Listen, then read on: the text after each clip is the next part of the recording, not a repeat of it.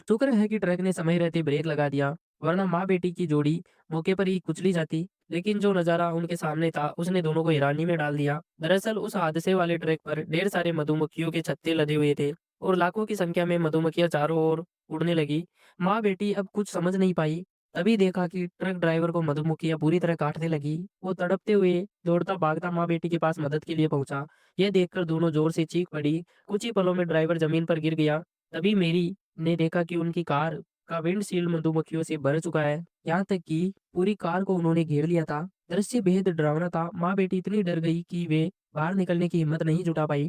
मजबूर होकर उन्होंने तुरंत पुलिस और फायर ब्रिगेड को फोन किया। जल्दी राहत दल पहुंचा, लेकिन वो मधुमक्खियां फायर एक्सीडेंशन से भी नहीं डरी। जितना भी छिड़का गया कोई असर नहीं हुआ। कुछ मधुमक्खियां तो कार के अंदर तक घुस गई।